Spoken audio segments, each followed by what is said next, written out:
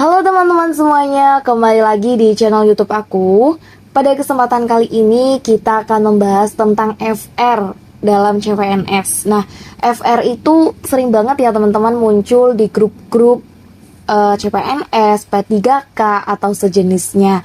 Jadi sebelum kita bahas ke slide selanjutnya nih, for your information aja, FR itu singkatannya ada yang mengatakan filed report, ada yang mengatakan frequently repeated. Nah, sebenarnya intinya sama aja sih, kayak gampangannya itu cuman bocoran soal yang udah keluar kayak gitu. Untuk teman-teman yang sudah mengalami, lalu apa soalnya yang keluar kayak gitu. Tapi keduanya tuh punya arti yang berbeda. Kalau frequently repeated itu lebih ke soal-soal yang sering muncul dalam tes. Sedangkan kalau filed report itu hal-hal yang masih diingat dari pengalaman-pengalaman tes. Jadi begitu ya teman-teman, kurang lebih gambarannya tentang FR-FR itu sendiri. Jadi mungkin kalau misalkan nanti mengikuti seleksi di tahun 2025 ya, semoga ada. Atau mungkin nanti seleksi CPNS dan P3K yang lainnya, dan kemudian di grup membahas FR, teman-teman udah nggak asing lagi tentang hal itu. Begitu. Dan pada kesempatan kali ini aku akan membahas FR SKD yang part 1 itu nanti akan kita bagi gitu ya topiknya. Mohon maaf juga kemarin belum sempat melanjutkan asesmen tes di SKB ya, karena sayanya juga fokus gitu ya di tes. Jadi kali ini kita baru bisa bahas dari awal dari SKD. Insya Allah nanti untuk SKB BK akan lebih ditekankan lagi di channel YouTube aku. Jadi jangan lupa untuk terus pantengin, subscribe, like, dan juga share tayangan ini begitu. Oke, mau langsung saja. Topik pembahasannya di FRSKD itu ada apa aja sih? Yang pertama ada tes wawasan kebangsaan, lalu ada tes intelijensi umum, dan yang terakhir adalah tes karakteristik pribadi atau TKP. Nah, masing-masing topik ini nantinya akan aku bagi jadi 3 part. Nah, jadi di part ini kita hanya akan membahas tentang TWK.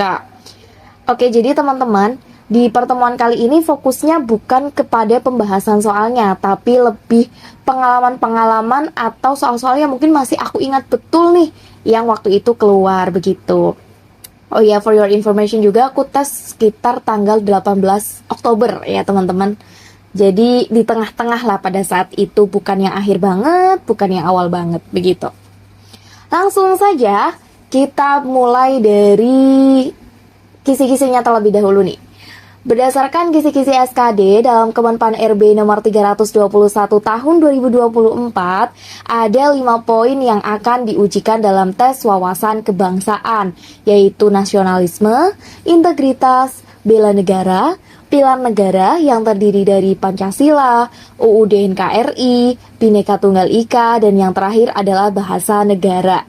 Nah, waktu aku dapat soal-soal ini teman-teman, menurutku yang paling challenging, yang paling menantang dan agak sulit ya gitu ya menurutku pribadi itu adalah di bahasa negara, karena benar-benar pertanyaannya itu disuruh untuk mencari padanan kata dalam sebuah paragraf, dan kemudian tuh katanya itu di koma-koma gitu, jadi nggak cuma satu kata doang padanannya begitu. Mungkin sampai di sini ada gambaran lah ya. Dan yang aku inget banget di pertanyaan bahasa negara ini, di soal TWK yang totalnya kurang lebih 30 soal gitu ya, bahasa negaranya itu sampai 7 teman-teman. Jadi kebayang ya, cukup banyak pas waktu aku tes itu begitu. Nah, ada beberapa bagian, sebenarnya materinya luas ya, dari nasionalisme, integritas, bela negara, pilar negara, dan juga bahasa negara. Tapi pada kali ini aku akan menunjukkan contoh soal yang benar-benar mirip banget, bahkan persis plek-plek ciplek ketiplek sama yang aku kerjain waktu SKD dulu gitu. Nah, kok aku tahu sih soal ini persis sama pas SKD? Emang ini ya nyatet atau gimana? Jadi teman-teman, aku sebelum mengikuti tes itu ikut tryout di Apta School dan juga di tryout Alfaiz. Nah, otomatis kan pasti dapat soal-soal kayak gitu. Nah, jadi aku masih inget nih mana yang persis dan juga mana yang kurang sesuai kayak gitu. Jadi pada kesempatan kali ini FR-nya aku akan menunjukkan soal yang benar-benar persis dan aku masih inget banget itu soalnya begitu. Langsung aja kita masuk ke contoh soal yang pertama di soal TWK. Oh ya, pada saat ini tuh aku nggak menjelaskan soalnya itu semuanya ya dari 5 poin tadi, tapi hanya yang aku ingat gitu ya teman-teman. Itu yang perlu dicatat. Maksudnya jadi pengingat begitu. Oke, langsung aja ke soal yang pertama. Pak Sulaiman merupakan seorang pedagang kerajinan tangan. Sebagai seorang pengusaha, Pak Sulaiman selalu menanamkan nilai-nilai integritas dalam kesehariannya. Hal tersebut tercermin dari sikapnya yang bertanggung jawab atas lingkungan sekitarnya dengan menjaga kebersihan dan ketertiban di area tempat tinggal dari sisa-sisa produksi kerajinan tangannya. Sikap tersebut diteladani oleh anak sulung Pak Sulaiman, yaitu Hanina. Berikut ini sikap yang mungkin Hanina lakukan dalam kesehariannya adalah: A. Selalu jujur dengan nilai yang ia dapatkan kepada Pak Sulaiman. B. Menyelesaikan tugas-tugasnya dengan tepat waktu. C. Membantu teman kelasnya yang sedang kesulitan. D. Sabar dan tidak mudah emosi ketika mendapat sebuah permasalahan. Dan yang E. Patuh terhadap peraturan sekolah yang telah ditetapkan. Nah, buat teman-teman yang mau menjawab, bisa di pause terlebih dahulu, karena setelah ini akan langsung aku bahas penjelasannya begitu. Yang A nih, selalu jujur dengan nilai yang ia dapatkan. Sebenarnya jujur itu juga sikap yang baik ya, tapi fokus dari cerita ini lebih kepada tanggung jawab dalam menyelesaikan tugas-tugasnya. Pak Sulaiman itu bertanggung jawab dari limbahnya. Kata kuncinya adalah tercermin dari sikapnya yang bertanggung jawab gitu. Jadi kejujuran itu bukan nilai yang tepat pada soal cerita ini. Lalu yang berikutnya, menyelesaikan tugas-tugasnya dengan tepat waktu. Oh, di sini nggak ada tulisan pelajarnya ya. Cuman pada saat aku ngejalanin itu tuh inget banget bahwa di situ soalnya tuh ada sebagai seorang pelajar kayak gitu. Nah, sebagai seorang pelajar lalu apa yang bisa dilakukan? Ya dengan menyelesaikan tugas-tugasnya dengan tepat waktu, karena sebagai pelajar tuh pasti diberikan tugas PR, tugas kelompok dan lain sebagainya yang tentunya ada deadline-nya gitu. Jadi wujud tanggung jawab seorang pelajar adalah menyelesaikan tugasnya tepat waktu begitu. Jadi tanpa bahas yang C, D, E, jawabannya adalah yang B. Oke, kita lanjut ke soal yang berikutnya. Oh ya, ini soalnya referensinya itu dari Aptaschool ya teman-teman, soal yang tadi yang nomor 1 itu gitu. Terus berikutnya yang kedua. Jadi di soal yang kedua ini tuh aku ingetnya itu hanya Agus Salimnya aja gitu. Jadi pada saat itu aku mendapat soal tentang Agus Salim di TWK. Tapi karena di Aptaschool kemudian di Al-Faiz, aku juga susah gitu ya cari kira-kira soal yang paling sesuai itu mana kayak gitu. Dari tryout yang banyak itu akhirnya aku nemu nih dari skrip. Kurang lebih soalnya seperti ini, tapi tidak terlalu persis kayak gitu. Aku lupa persisnya seperti apa karena yang pada saat itu aku ingat hanya Agus Salim gitu aja gitu ya. Jadi nanti ada 2 soal. Langsung aja. Soal yang pertama nih tentang Agus Salim. Ada banyak tokoh di Indonesia yang bisa menjadi panutan karena perilaku integritasnya. Walaupun sudah tiada, nama mereka pun tetap harum dan dijadikan teladan bagi masyarakat Indonesia. Salah satunya adalah Agus Salim. Beberapa bentuk perilaku integritas oleh Agus Salim adalah sebagai berikut. Kecuali, di sini ada kecualinya gitu ya. Kita cek yang A. Walaupun menjabat sebagai Menteri Luar Negeri dan mampu menguasai 9 bahasa, beliau selalu hidup dalam kesederhanaan.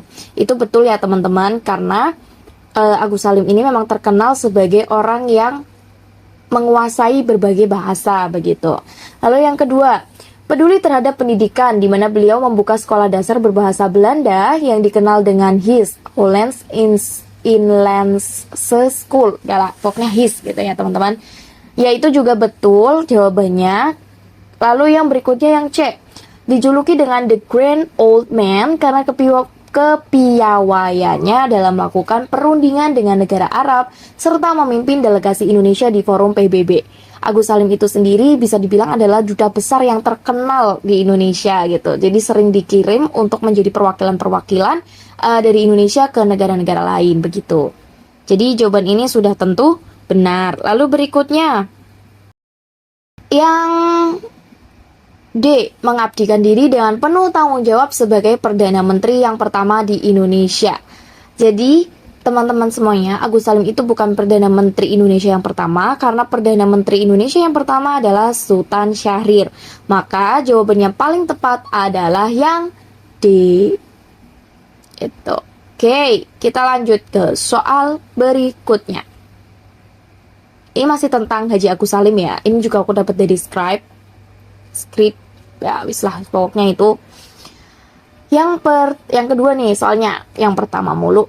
Yang kedua, Haji Agus Salim adalah seorang yang sangat pandai. Ia mampu berbicara dan menulis secara sempurna, sedikitnya dalam 9 bahasa. Kelemahannya hanya satu, ia hidup melarat. Itulah tulisan dari WS. Nah, itu tak singkat aja. Seorang pejabat Belanda dalam buku harian Schermerhorn saat mengomentari sosok Haji Agus Salim. Suatu ketika di sebuah tempat di dataran Eropa, berkumpullah para diplomat dari berbagai negara. Di antaranya adalah seorang lelaki yang berjanggut putih. Keberadaannya sangat mudah dibedakan dari yang lain. Selain lebih pendek, dandanannya pun sangat kontras. Bila para diplomat lain berpenampilan necis, ia justru mengenakan jas berhiaskan beberapa jahitan di sana-sini. Sikap integritas yang bisa kita teladani dari sosok Haji Agus Salim adalah...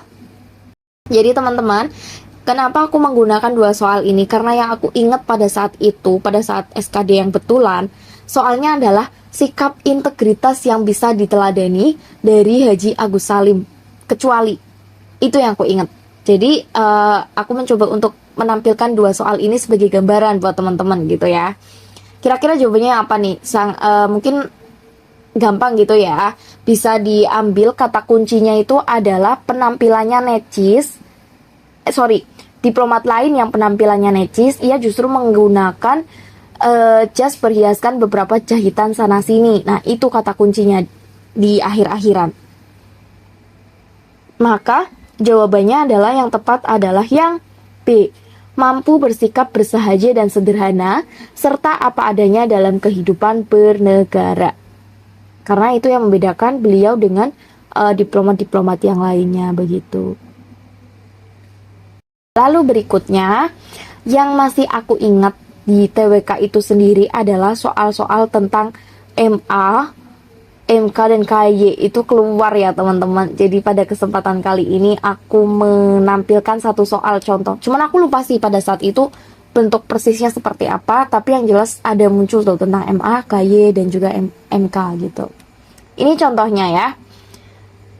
Bisa teman-teman baca sendiri lah ya, oke.